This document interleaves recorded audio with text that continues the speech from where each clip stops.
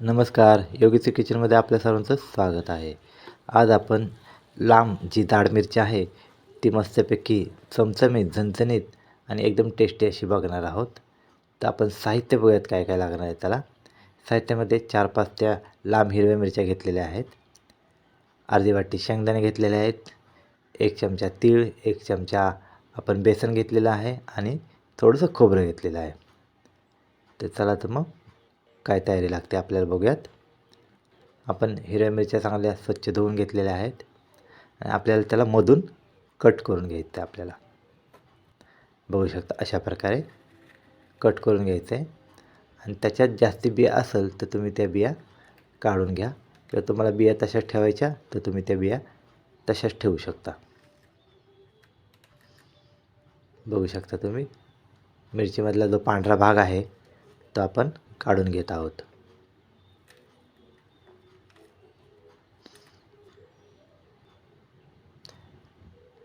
अशाच प्रकारे आपण पुढच्या मिरच्या कट करून त्यातलं जास्त आपल्याला काही गरज नाही काढायची.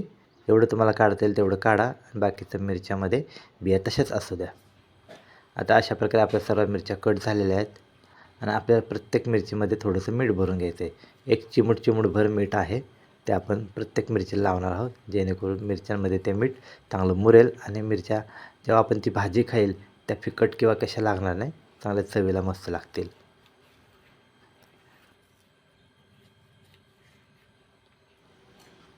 एका पॅनमध्ये आपल्याला शेंगदाणे आणि खोबरं हे आपल्याला सगळं भाजून घ्यायचं आहे.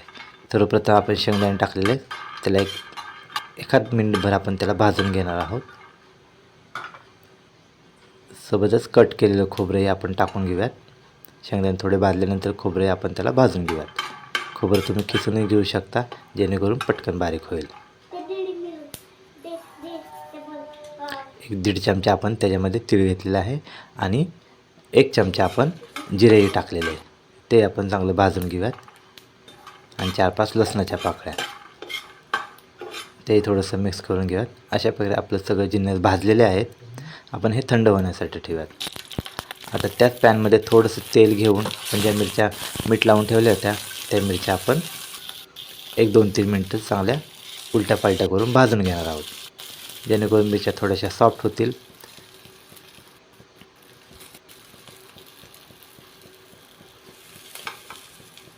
बघू शकता तुम्ही अशा प्रकारे आपण उलटपालट करून मिरच्या भाजून घेणार आहोत. आता या ठिकाणी आपलं जे सर्व जिन्नस आहे ते थंड झालेले आहेत. एका मिक्सरच्या जारमध्ये आपण ते घेणार आहोत आणि आपल्याला इथं पावडर मसाले टाकायचे आहेत. सर्वप्रथम आपण लाल तिखट घेतलेलं आहे,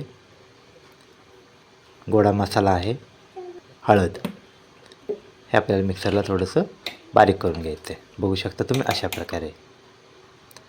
तर एका पॅनमध्ये आपण तेल घेतलेलं आहे आणि त्याच्यामध्ये बारीक चिरलेला कांदा, एक मिडियम आकारचा कांदा आहे, तो आपण चांगला परतून घेणार आहोत. कांदा परतत असतानाच आपल्याला थोडासा कढीपत्ता टाकायचा त्याच्यामध्ये, तोही चांगला परतून घेणार आहोत.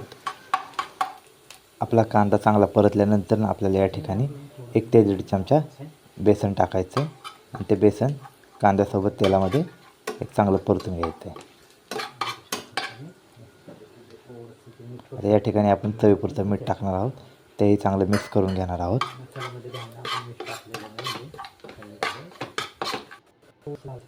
आणि आपण बेडगी मिरची पावडर टाकलेली आहे थोडंसं कलर येण्यासाठी, नाही टाकली तरी चालेल.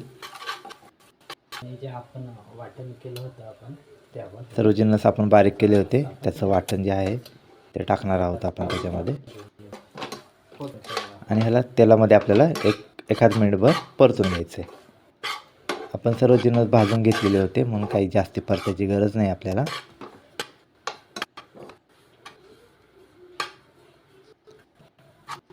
हे परतल्यानंतर आपल्याला थोडंसं पाणी टाकायचं आहे.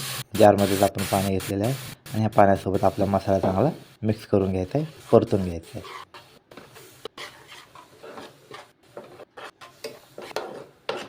आपला मसाला चांगला परतलेला आहे. आता या ठिकाणी तुम्हाला मिरच्या शिजण्या इतपत जेवढं पाणी लागेल तेवढं पाणी टाकायचं आहे आपल्याला. आपण एक छोटासा ग्लास पाणी टाकलेलं आहे आणि ह्याला चांगलं मिक्स करून घेणार आहोत.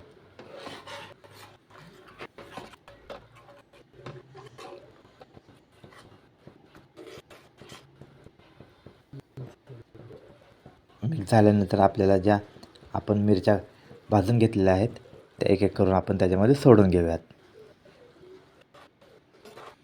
थोडंसं असं मिक्स करून घेऊयात आणि आपल्याला ह्याला 5 मिनटासाठी वाफ द्यायची आहे मीडियम गॅसवर.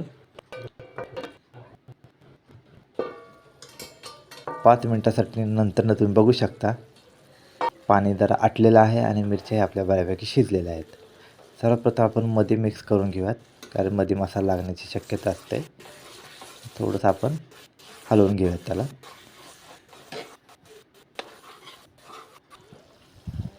अशा प्रकारे मिरच्या उलट्या पालट्या करून मसाला त्याच्यात जाईल हे बघूयात आपण त्याच्यामध्ये.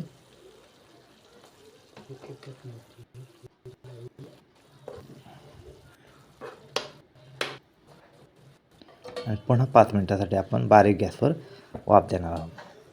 बघू शकता तुम्ही मस्तपैकी तेल सुटलेलं आहे आणि मिरच्याही आपल्या चांगल्या शिजलेल्या आहेत आणि मसाल्याची ग्रेव्ही आपल्याला जशी घट्ट पाहिजे तशी झालेली आहे. तर आपला व्हिडिओ आवडला असेल तर व्हिडिओला लाईक, शेअर आणि सबस्क्राईब करा. अशा प्रकारची मिरची तुम्ही करून बघा, नक्कीच तुम्हाला आवडेल. चला तर मग भेटूयात पुढच्या रेसिपीसह. धन्यवाद.